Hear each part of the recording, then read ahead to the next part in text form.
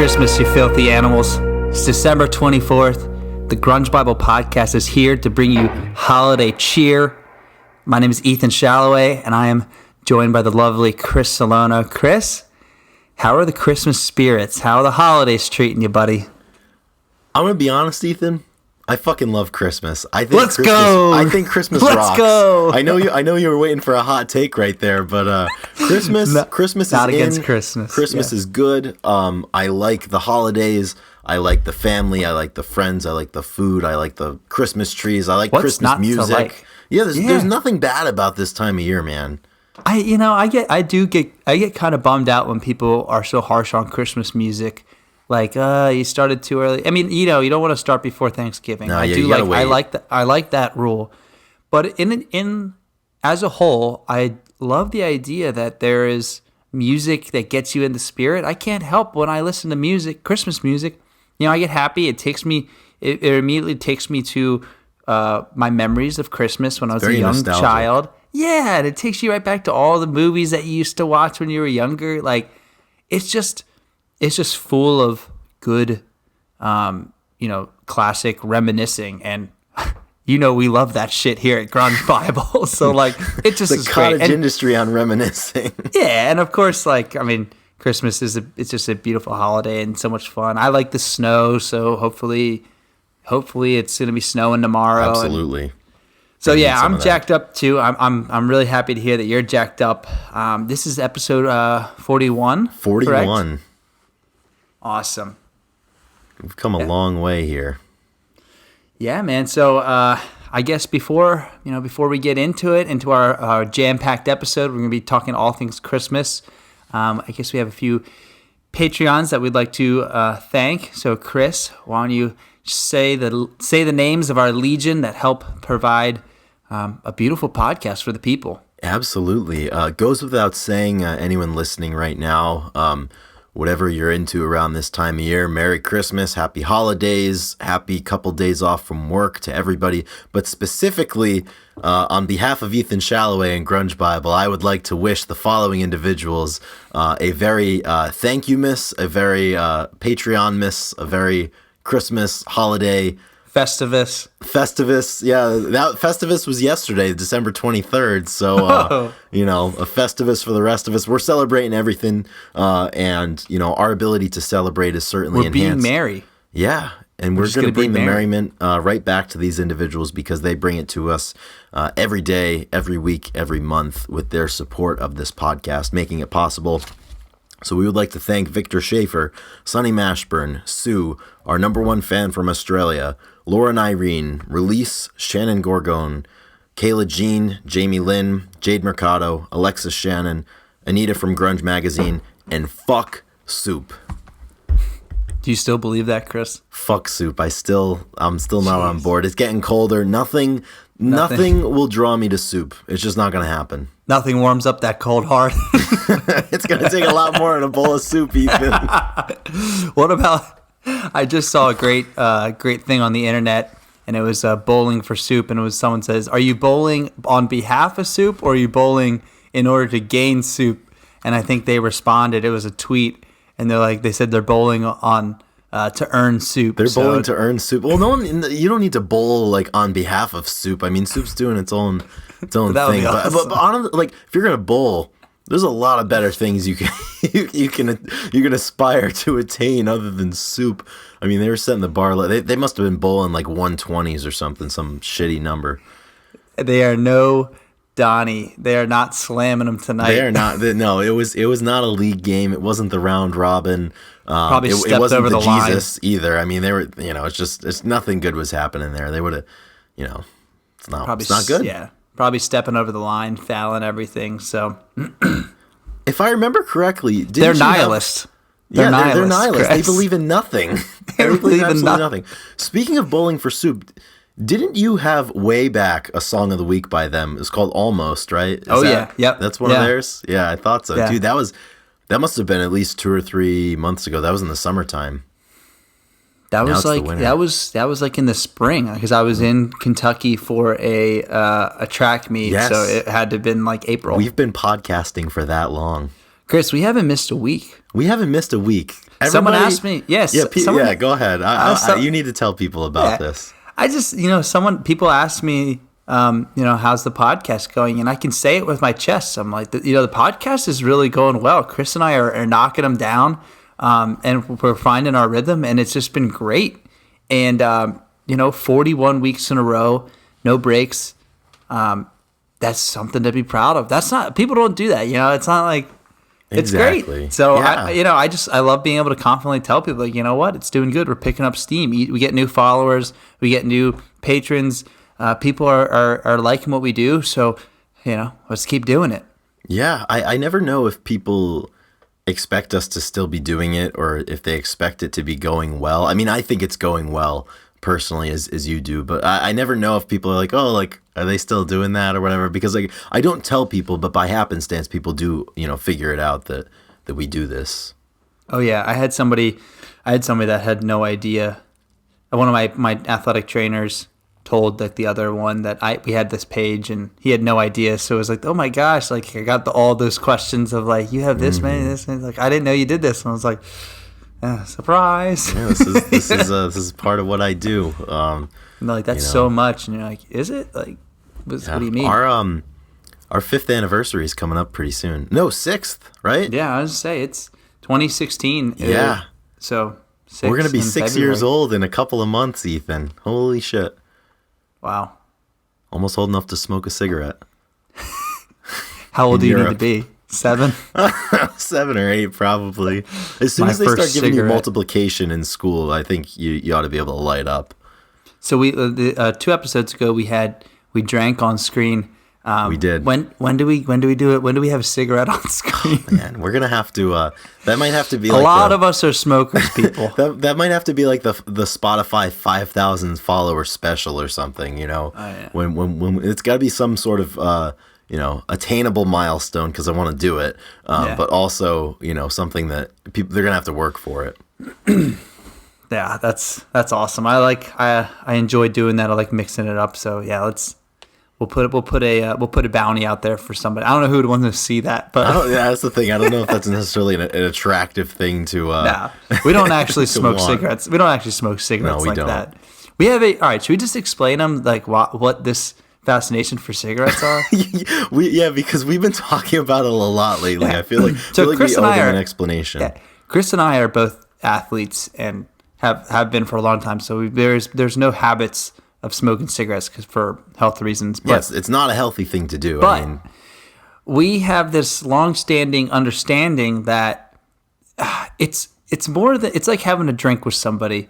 If somebody's at a party and they need a reprieve, they need to leave, and they go outside by themselves to have a cigarette, like there's a part of you that like you feel like you should go with them, and if you can't stand in a group of smokers and not smoke with them. So then it became this idea like, it's a social, it's a like you're there for somebody else having it's this a cigarette. selfless act, really, when you think about it. It's a very selfless act, and then it became like I don't know. Yeah, it just became like a very sacred like release because we know it's like it's like the forbidden fruit. You're not allowed to have Exactly. A bite, but you really, it's, but you I mean, want it's, it. it's not good for you. I mean, there's nothing Yeah. positive that can come out of it.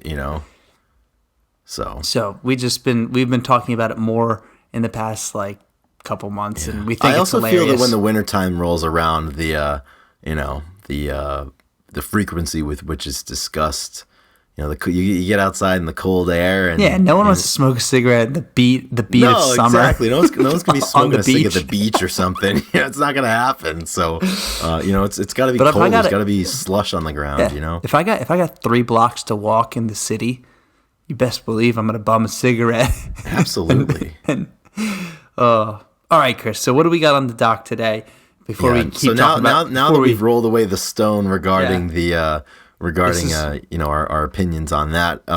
Tomorrow is Christmas. Today is Christmas Eve.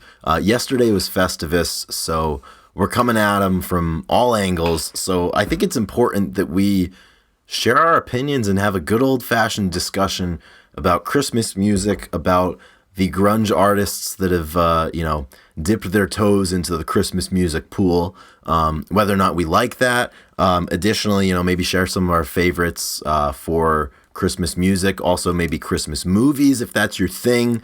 There's a lot that we can get into right here, and 'tis the season, as they happen to say.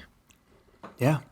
So I guess let's start with do you want to start with songs? Like, you want to start with the grunge, and then move into just normal? Like, I think I have a power ranking of some. Well, I just have two. I mainly have two Christmas albums that I want to talk about that I think are really important. Absolutely. So let's get the low hanging fruit out of the way and get to the stuff that we really want to talk about later. So we have to talk about the grunge Christmas, and the nice thing for us right now is there's really not a lot of it, so this is gonna go by pretty quickly. Let Me Sleep by Pearl Jam. Mark Lanigan has a Christmas album. Scott Weiland did one. All right, we're done. That's it. That's amazing. I mean, I don't know. What are your thoughts, I guess, generally of musicians making Christmas albums? What are your thoughts on that? That's a good question. So I think that sometimes it's kind of tacky, because it's kind of like it's super tacky. It's like taking advantage of making up Valentine's Day, making up Halloween, and selling stuff for it. So it can come off very I don't know, tasteless in a way. I don't know, like, they don't make like Hanukkah. Well, I guess Adam Sandler did. He had a song, the Hanukkah song. Ethan, fuck Adam Sandler's music. I hate the Hanukkah song. I hate the Thanksgiving song. I'm sure he has others. I have this in my notes. I have in my notes, fuck Adam Sandler. So this is something I wanted to talk about, and you brought it up. His movies suck. I mean, they're like, nothing that he does is good, especially his songs. Yeah, it's so true. I fucking hate him. He's one of the most frustrating. Like, he has a good, like, his older stuff, I guess, was funny, like Slap Happy type of, like, Happy Gilmore, Billy Madison. I'm not into that kind of stuff, though. Yeah, it doesn't do it for me. His new stuff wasn't he? He was in Uncut Gems, though, wasn't he? And everyone says that he did a good job. It was a serious role. Yeah, that one was not bad. That's we'll about betting. For that. He's gonna have to make like 40 Uncut Gems to atone for his, career-long sins of Little Nicky and yeah. I mean, come on, the Hanukkah song. It just doesn't do it for me. Yeah, it's. I understand. It's pretty crazy. I totally get what you're saying, though. With I think Christmas music can be tough as an artist because, I mean, all of the popular ones have been recorded at least 50 years ago. You're not going to hear Bing Crosby on any other radio station other than the Christmas music station around the holidays. So I think it's got to be really tough. I mean, like, I feel like every single country music act puts out a Christmas album. Like, Darius Rucker has one floating around. Like, Blake Shelton has done. Like, it's just, it's just. You will not catch me dead listening to a country album, Christmas album. Yeah, it's not going to happen, But I think out of the limited selection that we have, Scott Weiland, I think around 2009 or 2010, released a Christmas album. And he actually did a good job. And, like, I think my opinion of Christmas music and artists recording it is you either have to approach it in a new way or really, really just be not reverent, but just make sure that you have the right attitude towards it in a way, because I don't think you can write new Christmas songs that are going to be good at this point. Yeah, I kind of feel the same way about that. And I feel like the books are closed. Yeah, and like if somebody releases a Christmas album and it's more than 6 songs, it's too long. Yeah, like if you release a 12 song, you get a handful. That's it. It should be a simple EP. You should do 2 covers, and if you want to make your own song, go ahead. But keep it short and sweet, because there's a lot of Christmas music that we only listen to 2 months of the year. So like, we got enough. We got what it's gonna take us through these 2 months, and then we can put it away. It's the same music you listen to every year. I'm not like November. The end of November doesn't come around, and I don't sit there like, oh, I can't wait to discover the new. It's like Christmas the Mariah music. Carey stuff, right? Exactly. Like I do like the how it spikes the charts on the Google search. It's hilarious. You'll be happy to know that I used that search function around Thanksgiving to search for Alice's Restaurant by Arlo Guthrie, and the same thing happened. People search for it at one time of the year, and that's it. They forget about it for the other 11 months and 3 weeks out of the year. But it's the same thing,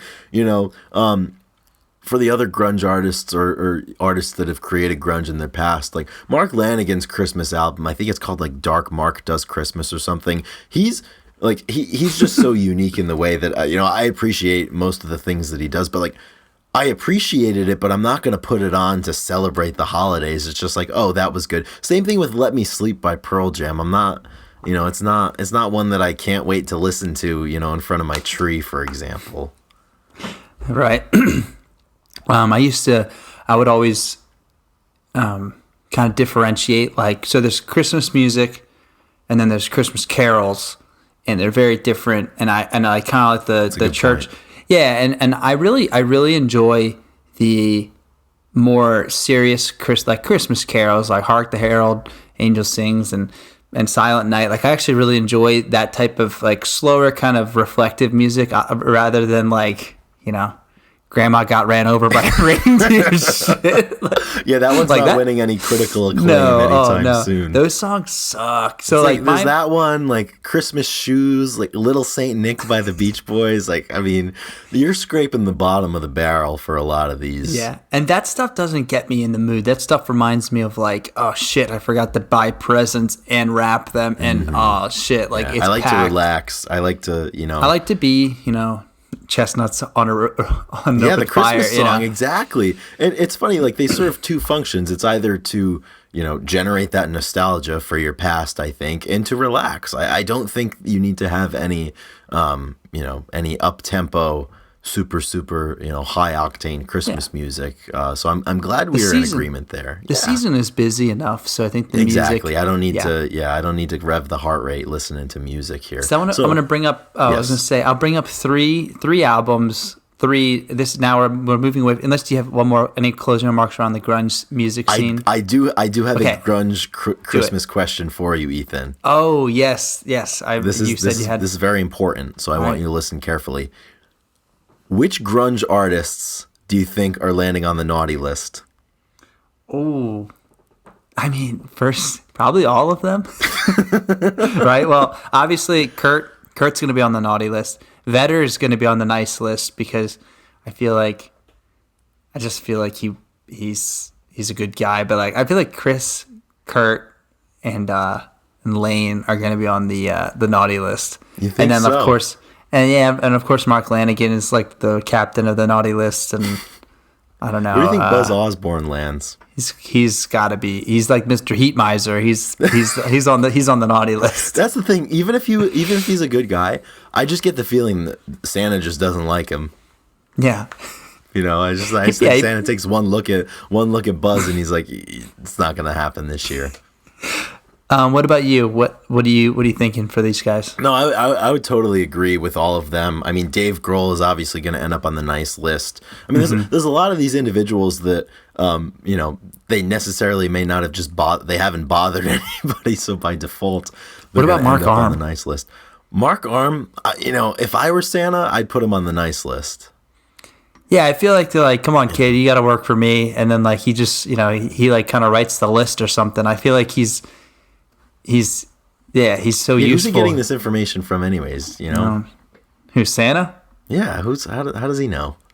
I don't know. I saw a funny tweet that was like, it's like, yeah, every time you see Santa like in a movie, like show up to a house, instead of going to the next house, he just like fucks off for like 20 miles down the road to another house rather than go in order. His travel strategy is highly inefficient. Yeah, that guy's not smart. He's not real either. No, he's not real. He never was. I appreciate.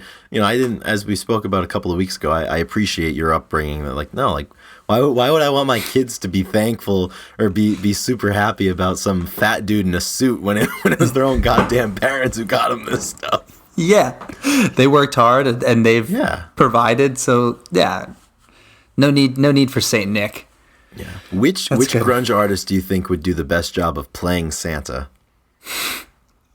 Probably, I mean, of course, I'm thinking about the bigger ones. So probably Doyle. Tad Doyle. Tad Doyle. I think he would be a great Santa Claus. Yeah, Tad Doyle would obviously be the best. I think Chris Novoselic would have done a good job in his day. Yeah. You fluff up that suit a little bit, give him a beard. I think he has a beard now, so. Trying to think if there's any other. I mean, the bigger. Connor brothers from the Trees, they might have been able to sneak in there, but I think temperament wise, I don't think that would have been the best idea. Who would make the best Mrs. Claus? Oh, out of Out of the females, huh? yeah, I would say out of the females of the genre in the '90s.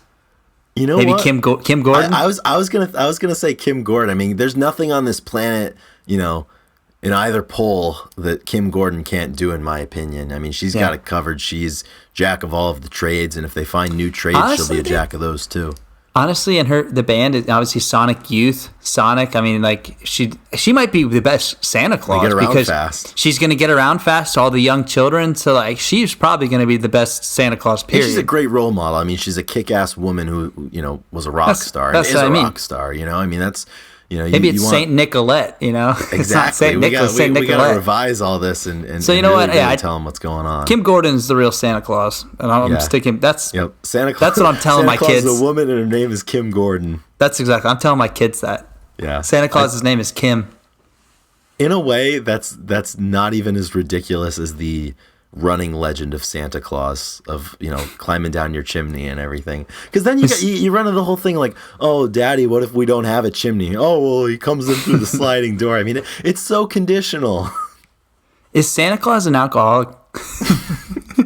I mean, he definitely has a sweet tooth. Like, there's no way those are his original teeth. He's got to have dentures right now. He's got gingivitis probably. Yeah, and that's a beer belly, right? Or is that just? I mean, how else do you maintain that volume and girth, for such a consistent period of time? He's not well kept in the face. So. No, exactly. He's probably just stumbled out of the bar. Oh man, too much Santa talk. Too much Santa talk. Too much. Let's get back to the stuff that matters. So, a few things that I look forward to, a few albums that I actually am excited to pull out. One of my favorite is Christmas in the Vineyard, and it's like a Jimmy Buffett thing, or no, it's like it has like "Hark the Herald Angels Sing" and all the. I mean, I grew up in the church, and my dad, he would always put it on to a very piano bass and just very soothing, and I would listen to it. I would actually listen to it with my freshman roommate back in the day. Every time like finals would come on, that was the album that I put on a lot. So that's just super good. Christmas in the Vineyard by Vineyard Music, and it's really good. But that's great. I really enjoy. There's two kind of classical, musicians. One, I mean, I guess I don't know how classical you put Frank Sinatra as, but Frank has this holiday sound to him that, I mean, it goes with Christmas for whatever reason, just the Broadway kind of like. Well, he was a hit machine then too, and there's not really a classic Christmas song that he didn't record. Yeah, so I love putting Frank on this time of year. I think it's just perfect. I mean, I don't know. It's just good. It just gets me. It just reminds me of Christmas all the time. Yeah, and I think a lot of the things that we like regarding Christmas and Christmas music, I think it's not an accident that they're oftentimes the things that we were exposed to when we were young. Because regardless of your belief system, I think there's something that's soothing and in a way, I guess, magical about Christmas time or the holidays in general when you're young. I mean, everybody's getting together, it's just really, really wholesome. So I think, whatever you're listening to is going to be, special to you. So for example, that first album, Christmas in the Vineyard, that you were talking about, like you used to listen to a lot when you were a kid. So for me, my album that I used to listen to all the time, because my mom really likes it. And my mom growing up, big Christmas person, used to decorate the house. So it was like the first Saturday in December, nice little stereo system. She'd get this going while we're decorating the house, but the Kenny G Christmas album, I am here to say I appreciate it. I think Kenny G has become a meme at this point, but I don't care. I think he's in the same conversation with like Kenny G, Michael Bolton, Scott, like all those guys. They're just kind of, in their own area, but I don't care. I'm here to say that I like it. It reminds me of Christmas growing up. And for that reason, it's always going to be something that's special to me in a way, just because I can't hear it and not think of, just those little memories that you have of decorating the house or, just being with your family and, the fire's on or whatever, you're putting the tree up, and it's just good stuff. Absolutely, 100%. That's great. Everybody has those albums. I think that it's pretty See, clear. I bet y'all didn't know you were going to get a Kenny G accolade on the Grunge Bible podcast, but here we are.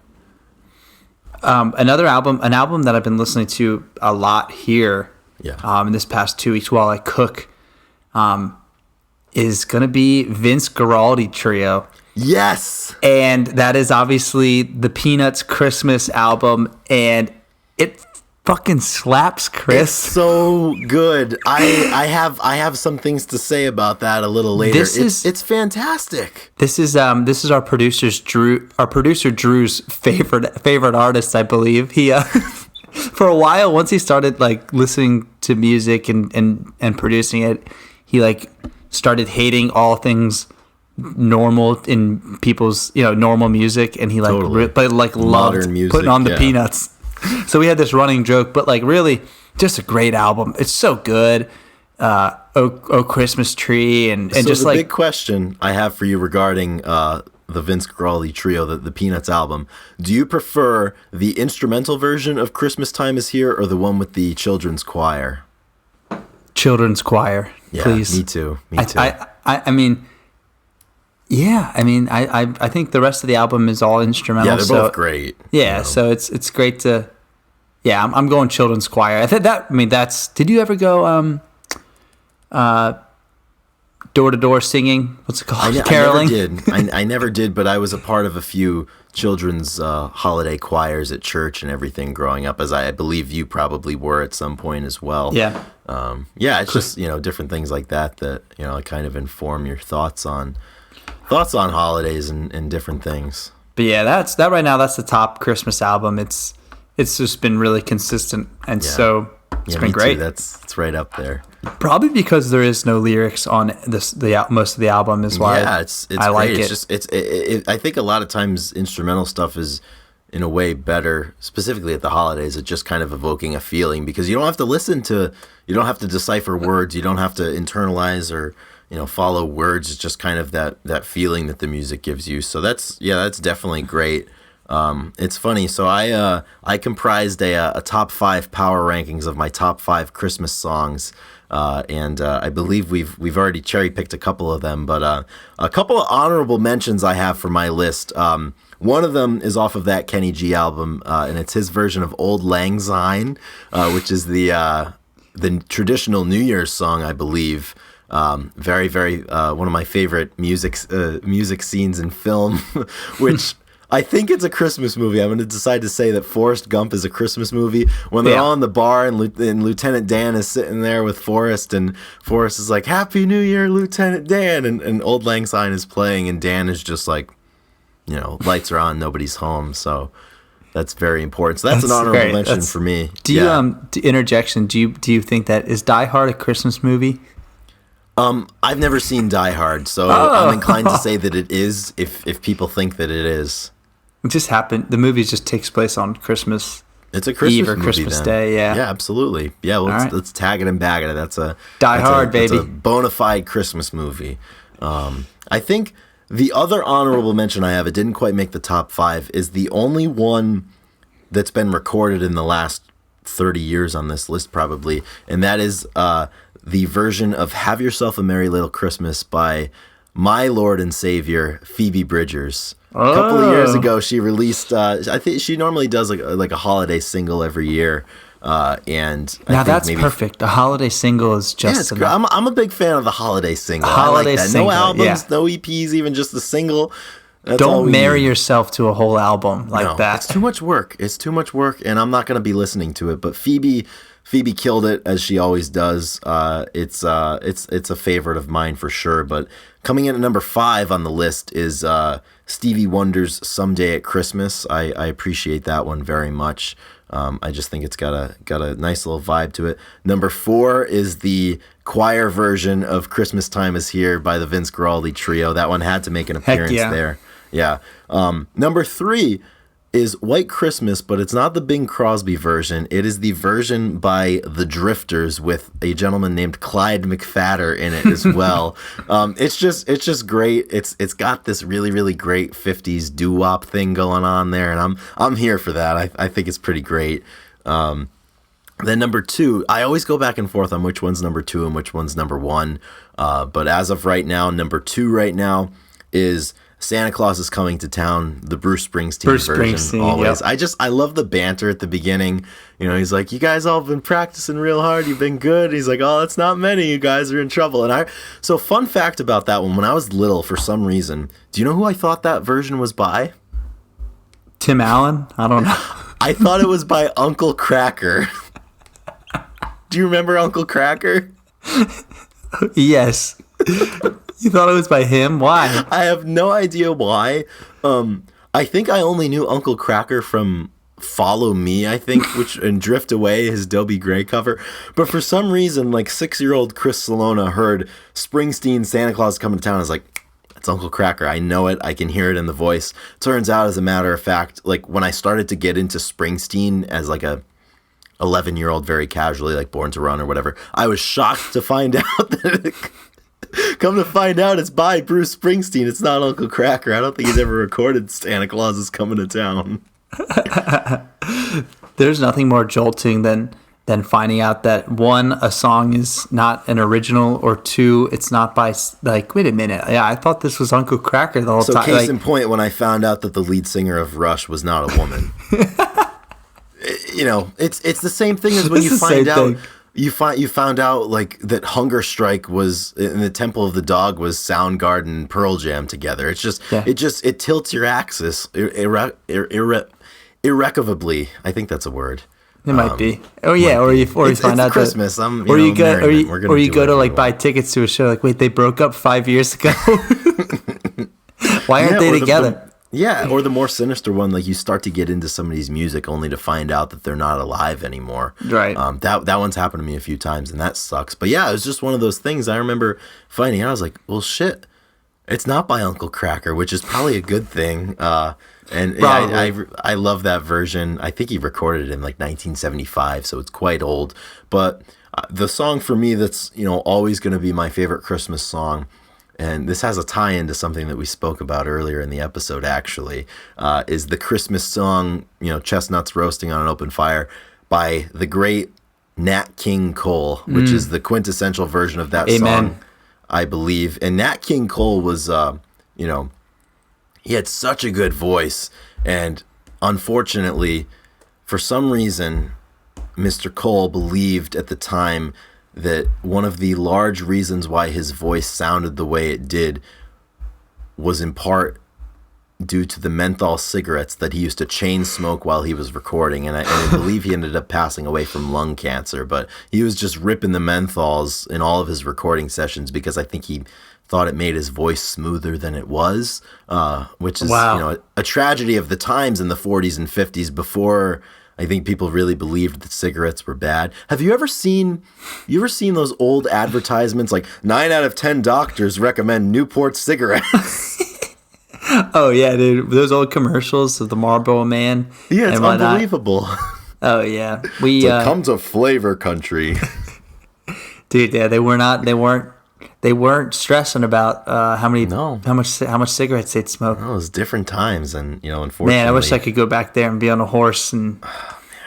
It's so funny too with the Marlboro. Well, it's not funny. That's the wrong modifier adjective to use. But out of the say like 15 individuals over the course of its history played the Marlboro Man, I think at least 12 of them died from lung cancer or emphysema or something. So it's really not a good track record for the Marlboro Man. Hey, but at least they cashed it right. I mean, yeah, you're getting somebody that you can't fake that role. You're getting the people that believe in the product. I mean.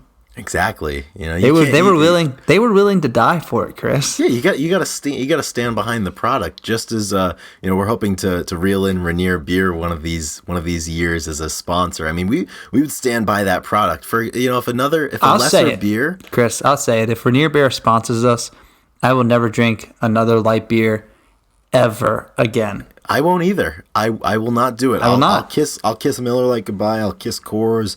Yep. I'll kiss them all goodbye. Nothing because compares. I would stand by the product. Yeah, I'll take that to the bank. Rainier Beer, we're ready. We're ready for your beer. Sponsor us. There we are go. so ready for them. It's only right. I mean, it's a match made in grunge heaven. It'll happen. I think it will. I believe it to be. That's our 2022 goal. Yeah, Starts just in about a week's time. So yeah, it should just be like to get a case of Rainier Beer, and we'll talk about it. Like, we'll start small. They don't need to. we can do a review on the show. They don't need. Yeah, and we'll be honest. They don't need to set us up for the whole year. I just need a case, man. Exactly. We're simple people. There's not a whole lot going on. So those are those are my favorite Christmas songs. Just as we were talking about, all of them are basically the classics. Yeah, I think I don't know if that has something to do with how Christmas has become more commercialized these days. That over the years, people have taken songs and commercialized them and changed them compared to when they were writing 50 years ago. I mean, the writing style and probably just the importance and the allure of Christmas is a totally different. It's in a totally different stage nowadays, and I think that's important. I think that's probably an important like a telltale sign to why people like the older stuff. Why it just is timeless in a way. Yeah, I think you're right, and I think a lot of times as you get older and life gets more hectic, it's harder to connect to those different aspects of holidays and youth that you really, really appreciated. And I think you try to hold on to them a little bit more. I mean, it gets harder to maybe logistically get the family all together. You lose family members, your parents pass away, your friends move away. And, it's just another way that we can use to connect to those times and those feelings. I mean, case in point, why are most people most passionate about the music that they were listening to in their late teens and early 20s? I mean, certainly I know the metrics for this podcast, and most of our listeners, most of our viewers are people in their 30s and 40s who grew up with this music. I mean, nostalgia is a very, very powerful thing, and I think that's right on display here for for Christmas music and a lot of things that go with Christmas. But yeah, it's interesting to think about. Yeah, dude. Nostalgia is king. I mean, I feel it's unbeaten. I mean, it's unbeaten in my eyes. It's something that gets me, because you can never grab a hold of what you're after when it comes to nostalgia. I mean, that's why we have an Instagram page and a podcast, is because people really appreciate the music of the past, and I think people appreciate the past period. All right, moving on to the next and I think final segment for today's podcast. It's going to be top Christmas movies, and this is important because other than Christmas music, you're going to have to watch Christmas movies at some point. So there's probably some that you cannot bear to watch, Chris, that you just hate, that scratch your eyes out. I got those as well. But then there's a few that, you can put them on, and we watch them every year. It's a tradition. So I'll give a quick rundown of my list, and then maybe we can talk about at least the top two are important. Actually, Definitely. Top three are important. But so 4 and 5, I've actually we've been watching Christmas Vacation. And it wasn't something we grew up with, but Christmas Vacation has been just excellent. I think it's because we're a little bit older, so we can understand some of the humor and jokes around it. But really enjoy that one. I put Elf as top 4 because it was just too dang funny when it first came out. It's a little overdone. We were the perfect age for it too at the time. Yeah. I think Oh yeah. It came out in 2003, so I mean we were Really like 8 20 or years 9 ago. or whatever. Oh, dude, it was so funny. I think I just heard reports that Will Ferrell was offered like $28 million to do an Elf 2, some and he turned it ridiculous down. amount, and he turned it down. I love that. I'm so happy. That is just That's so grunge good. as fuck. There's nothing worse than when people make sequels that suck. And that brings me to number 3, Home Alone. I'm a huge Home Alone 1, 2 fan with Macaulay Culkin. Actually, Home Alone 3, I watched it the other night because I haven't watched the other Home Alones in a while. And Home Alone 3 is pretty good. That kid actor is really funny, and it's still like edgy. And when I was younger, as a boy, watching like booby traps, like that's what Yeah, that's you what you love that shit dream when of. you're a kid. Yeah, You that's eat like that what you up. dream of. You dream of being like the diabolical, knowing your house, knowing Yeah. every like twist and turn, and having it like being a mastermind. And so those are just, and being forgotten, and then being able to show everybody that you're strong and Yeah. capable. So I love Home Alone. I think that I like watching that each year. I just think that it's just something that I think is, I loved it as a kid. I just thought I idolized Macaulay Culkin in a way. Number 2 is A Christmas Story. You'll Shoot Your Eye Out, Red Ryder BB Gun. We watch it every Christmas Eve with the family. I think we talked about that in the Thanksgiving edition, and I think that it's just it's an older older setting family, so it's simple, the screenplay and whatnot, and I just think that it's a good representation of what Christmas was. 50. I think it took place in the 60s, so my dad loves it. For that exact reason. So we just have a family tradition of watching it and falling asleep, all watching it together. So that one's really fun. It's funny and it's kind of witty. And then number 1, I think that it's pretty obvious where I'm going with this one, but it's going to be It's a Wonderful Life. And I say it's obvious because Chris and I have talked about this. We have a party every year where we get to watch it as a family and bring over. We actually have, like we said, we have a bunch of people over to watch it. My dad does a quiz, and he gives out prizes, and like it's a celebration of life. And that movie is just a beautiful, beautiful screenplay of just loving, the family and being in the moment, and it makes me tear up every year, watching it. And it's one of those things where, we watch it every year, and I've seen it so many times, but I look forward to it every year as well.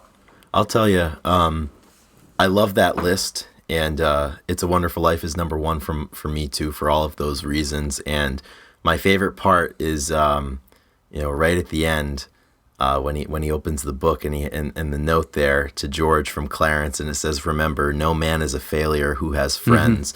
And that's a note. That's a sentence that I've had in my phone for a while. Just over times, the last couple of years, if I've gone through a rough stretch or whatever, and not feeling great about my career, my direction as an adult human being in this world, it was important to me to kind of take a step back and just be like, you know what, like, I have a lot of great family and friends that are here for me, and even when I don't feel like they are, or I'm not receptive to it, like, they're here for me. So that validates everything that I'm doing. It's one of the most important movies for me, period, right up there with Good Will Hunting, which goes without saying how important that one is to me. But yeah, it's just a fantastic movie. I love that one. It's beautiful. It's a beautiful film. It's done so well. Yeah. The actors are good for the time. Like, it's great.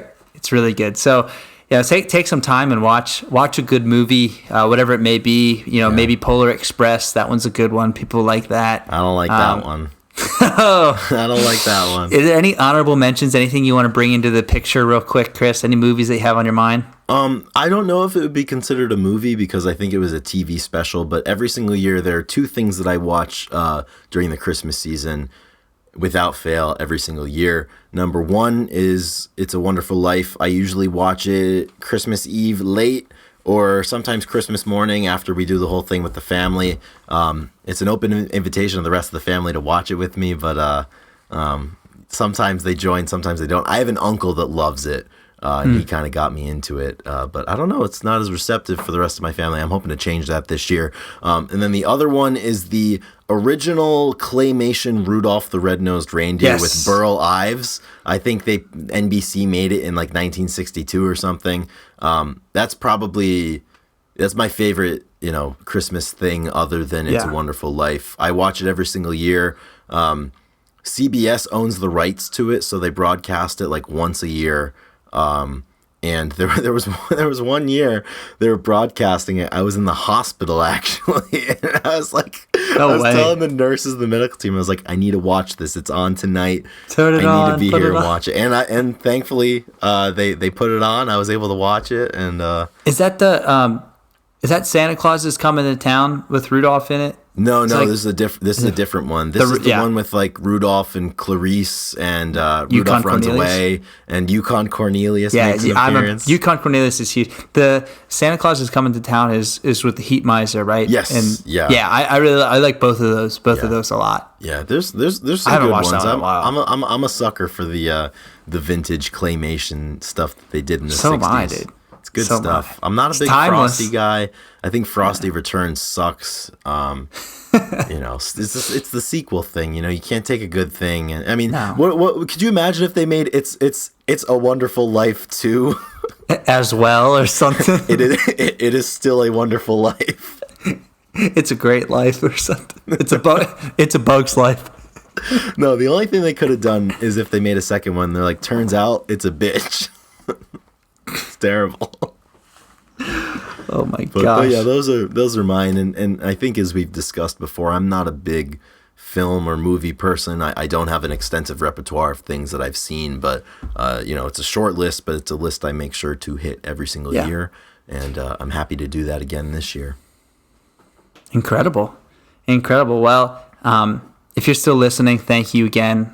Take this time to thank everybody because, retention rate is important. People getting to the end of the episode is actually what we care about. If we only had we have 400 people and 200 of them listen all the way through, then that's way better than 1,000 people and none of them listen to it through. So if you're still here, you're the real MVP. If you haven't subscribed to us, go ahead and do that because you're still here, so you might as well. Yeah. And it helps us. It puts us to the front for other people. Leave a review, as we've been talking about on Apple Podcast. That helps us a ton as well. And it's kind of fun to see what people think about us.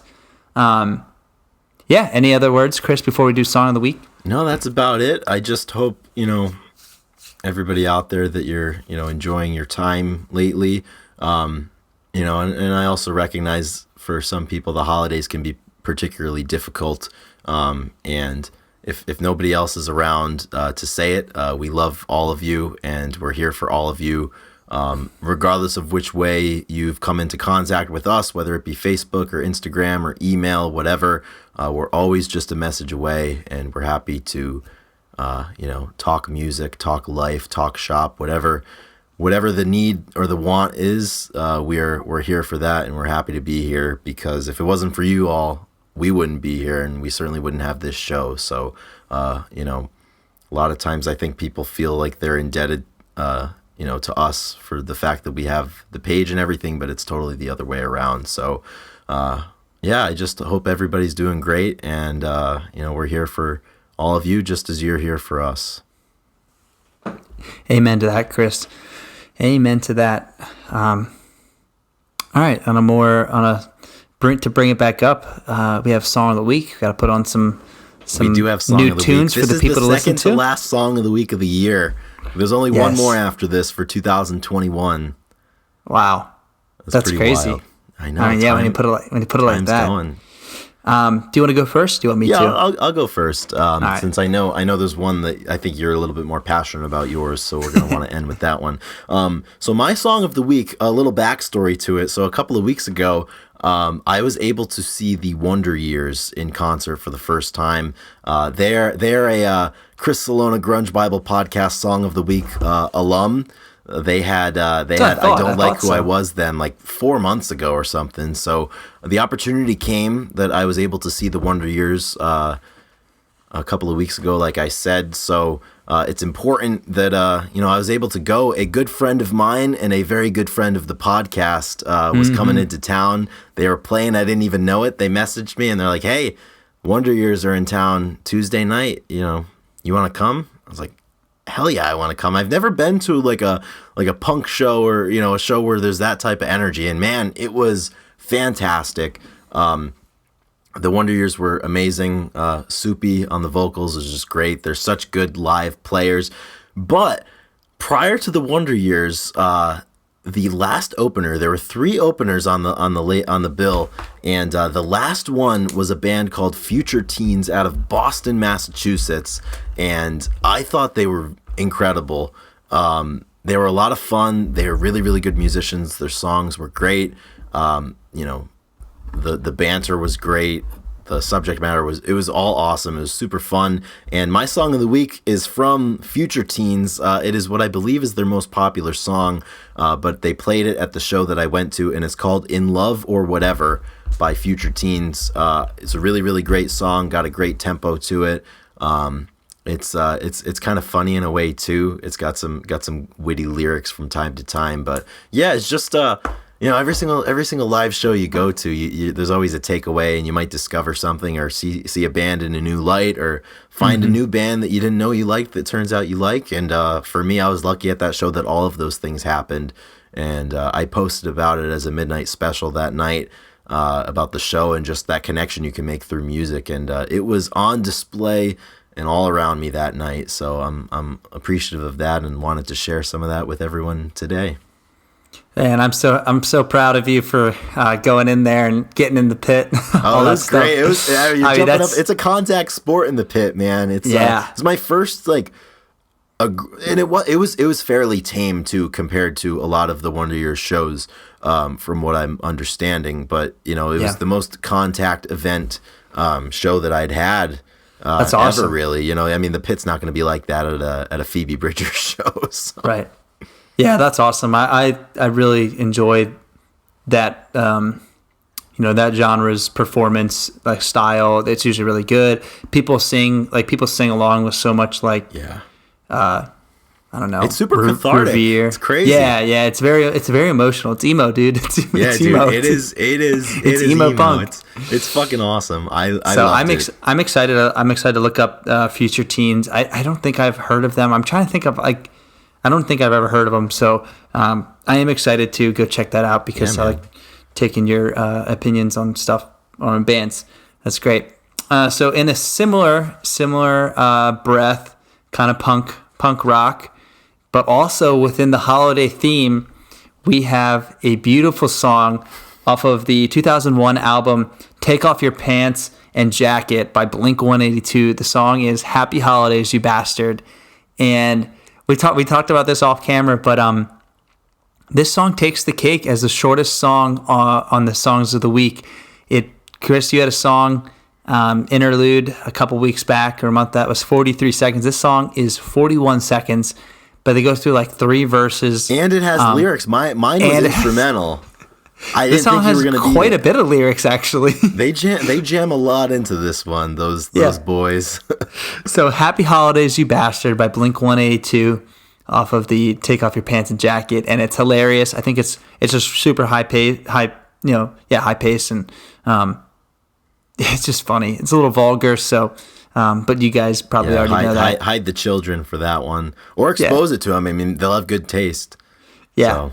And it's funny, so. Yeah. So so I just added those 2 to the list. So that'll give you guys something else to check out this week. We're really excited for next week's podcast. We're going to do a year in review, and we're going to kind of get into some analytics, some of our favorite things, some of the growth we've had in the past year. It's been pretty awesome, Chris. This was a good year for Grunge Bible, and I think we're both looking forward to talking about that and kind of sharing some numbers with the people. Yeah, it really was. There was a lot that happened this year. I'm going to have to take some time and remember everything that happened, both Grunge Bible-wise, numbers-wise, podcast-wise, various events and controversies from the page this year. A lot happened, and I can't wait to sink our teeth into that next week and chat about that and regale the old times. It could be long. It could be, who knows? There's so many different ways we go. So that's going to be fun. Make sure you tune into next week. But yeah, that's it. Thanks again. And please have a Merry Christmas and Happy Holidays, and just enjoy some time off. We know we will be, so. Happy holidays, you bastards. No, just kidding. We love all of you.